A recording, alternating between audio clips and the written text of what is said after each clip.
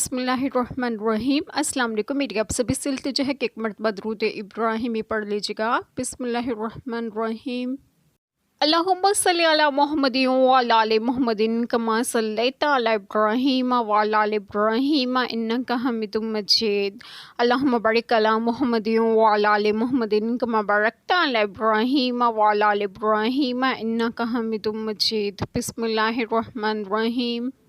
اور جس دن ہم سب کو اٹھائیں گے پھر مشرکوں سے فرمائیں گے کہاں ہیں تمہارے وہ شریک جن کا تم دعویٰ کرتے تھے، پھر ان کی کچھ بناوٹ نہ رہی مگر یہ کہ بولے ہمیں اپنے رب اللہ کی قسم کہ ہم مشرک نہ تھے۔ دیکھو کیسا جھوٹ باندھا خود اپنے اوپر، اور گم گئیں ان سے جو باتیں بناتے تھے۔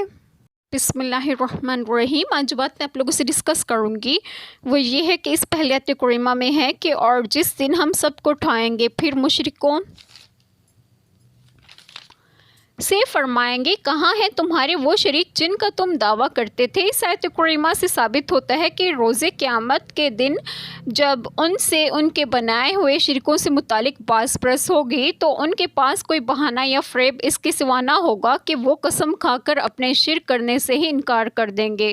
دیکھیے سورۃ المجادلات آیت کریمہ 18۔ اس آیت کریمہ میں ہے کہ وہ اللہ تعالیٰ سے کوئی بات نہیں چھپائیں گے۔ دیکھیے سورۃ النساء آیت کریمہ 42۔ دونوں باتوں میں تطبیق یہ ہے کہ وہ پہلے اہل توحید کو جنت میں داخل ہوتا دیکھیں گے تو پھر وہ اپنے شرک کا انکار کریں گے۔ پھر جب ان کے منہوں پر مہر لگے گی اور ان کے ہاتھ پاؤں اور جسم کا ہر حصہ بول کر گواہی دے گا تو پھر ان کی کوئی بات چھپ نہیں سکے گی۔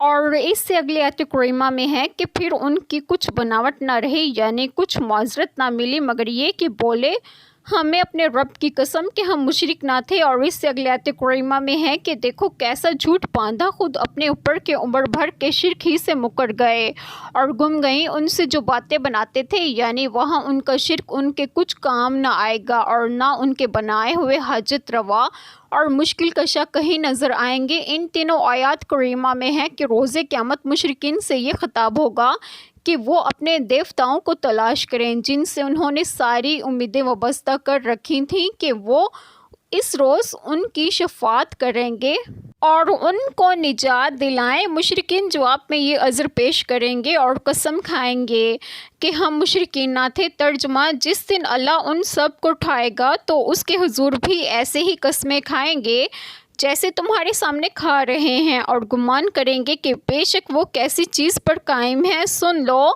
یقیناً وہی اصل جھوٹے ہیں۔ اس دن راز فاش ہو جائیں گے جس کی وجہ سے انکار کی گنجائش نہیں رہتی۔ جو وتیرہ یہ دنیا میں اپنا رہے ہیں آخرت میں بھی اپنائیں گے، اور قیامت کے روز حقائق سامنے آئیں تو ان دیوتاؤں کی حقیقت فاش ہو گئی کہ وہ ایک واہمہ کے سوا کچھ نہ تھے۔